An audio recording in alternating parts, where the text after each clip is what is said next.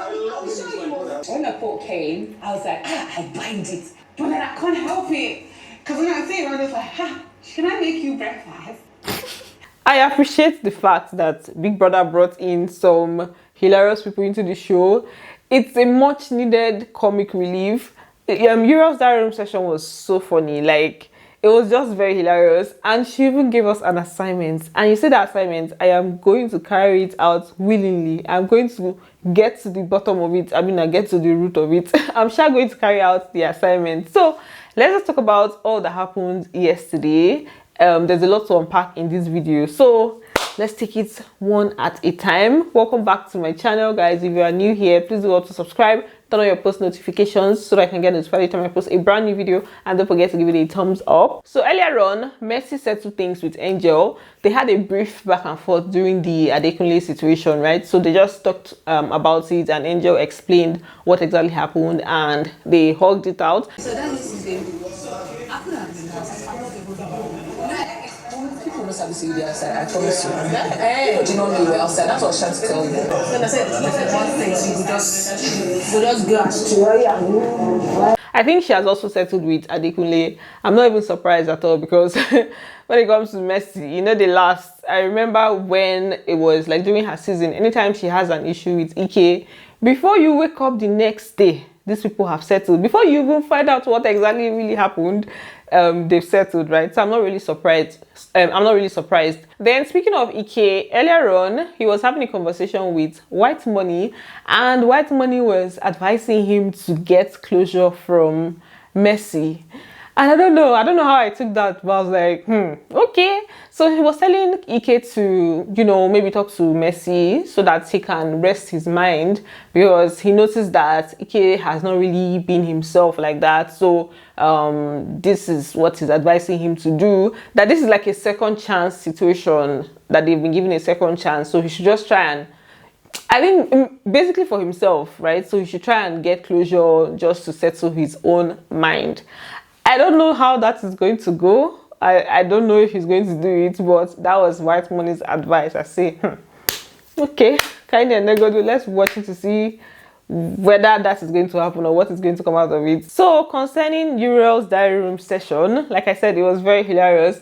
And the assignment she gave us was to find the person that she's having a crush on. She did not really tell us to find the person, but we decided that we were going to find the person, because she was just like, the way she was talking about the person, it was like, we really need to know who this person is. She said she's having a crush on somebody in the house, and the person is way younger than her, and she was just talking about the fact that he's too young for her, so she wants to kill that crush. She doesn't want it to manifest. I can't say it because I'm so much older than him, and it shouldn't be. It's like, when the thought came, the brother, yeah, I was like, I bind it.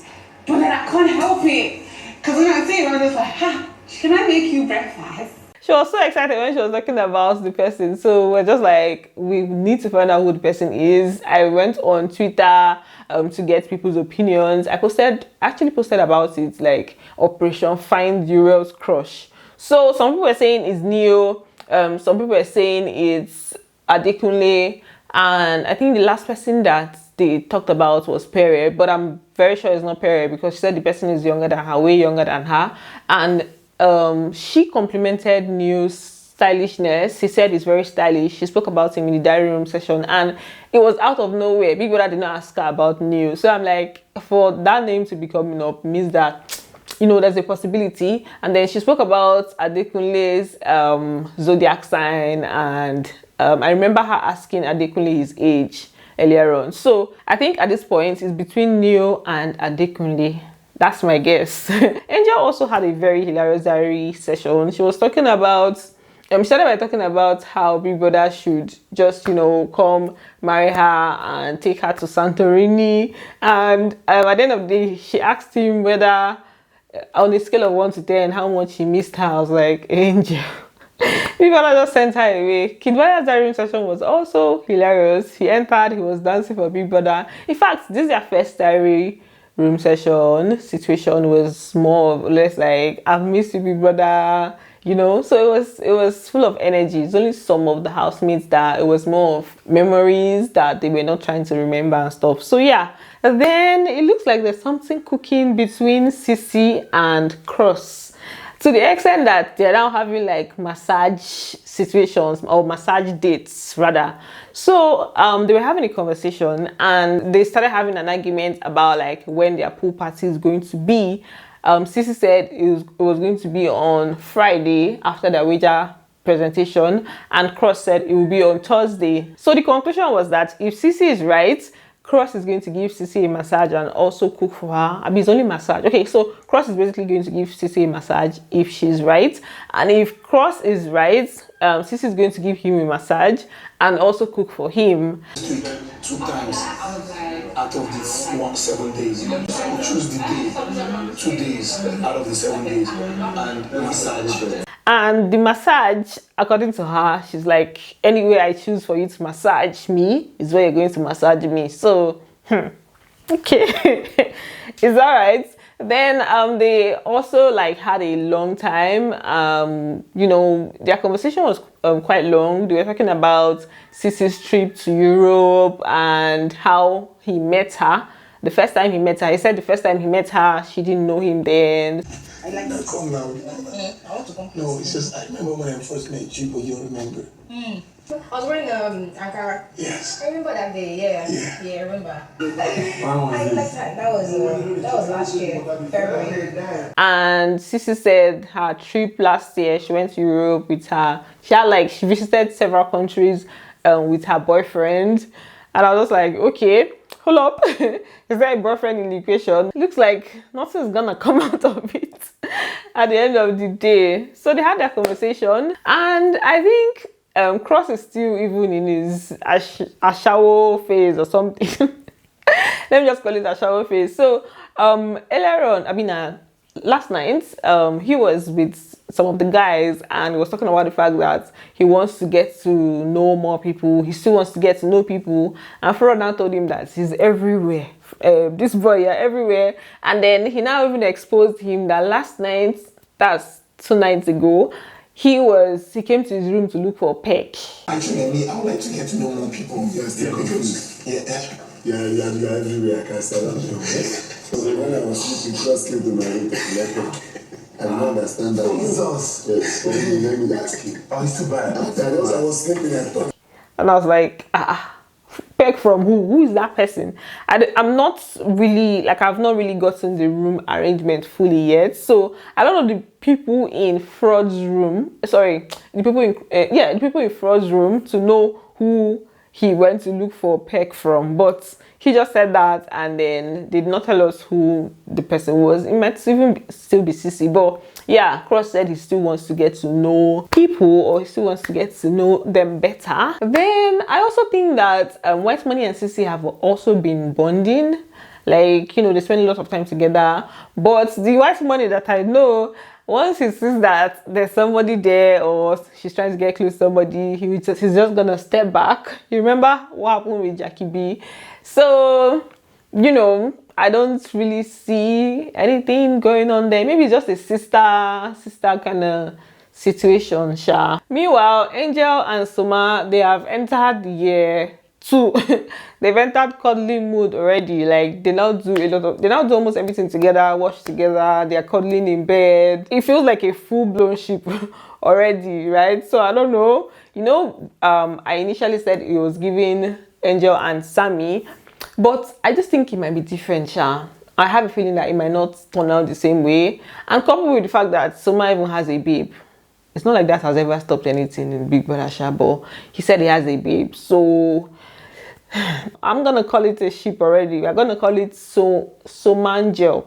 I think that's what I saw online. Somangel. Hey, names of ships. It's always the craziest thing. Then Pere, you guys were shipping Pere with CeCe even before they entered the house. Or some people were shipping Pere and CeCe even before they entered the house. I don't know where that came from, but some people were shipping them.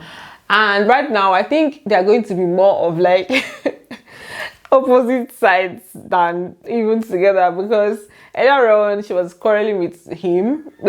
play quarrel, she not really serious quarrel, but she was like he should avoid her, or he should, they were just having this mini quarrel.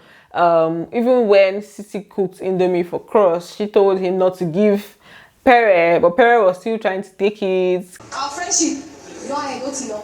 If you don't like Cross, eat this noodles. I'll show you. I won't eat it. Show him, I will defend him. Cross. I'm sorry. I thought you were going to be able to handle me, but this thing you are doing. Broko.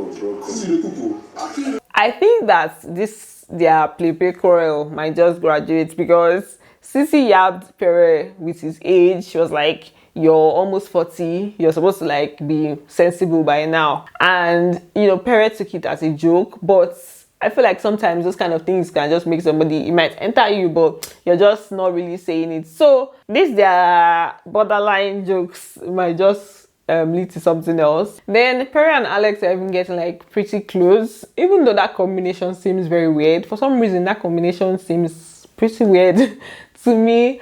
But they were just talking, and well, they were preparing for, while Alex was trying to put their wager script together, she was having a conversation with Pere. But let's know, I'm not trying to conclude on anything, because all of these things might just be strategy. It might just be Pere's strategy to get close to some of them, some of the ladies, so that he'll be sure that they won't nominate him, because he already has good rapport with the guys. So it might just be him trying to pitch his tents. So we're just gonna view everything as strategy right now. What else even happened? Yesterday was just pretty chilled. They played a game, this whole thing where they just play different games. There's one where you pass a paper, you try to like hold on to it, use your mouth to pass it on to the next person. Sometimes people's lips will join because the paper will fall when you're trying to give the next person. So they play that game. Then there's the other one where you'll be holding a tissue. The next person will try to, was it tissue or what? I think serviette or something. The next person would take out a piece. So you try to take out a big piece so that the next person will have what to take out from your own mouth. So a lot of mouth games. They played a lot of mouth games. So that was last night. It was kind of fun. It was really fun watching them play those games. So that's it for this video. Thanks for watching, and don't forget to give it a thumbs up, and I'm going to see you in the next one. Bye. Love you.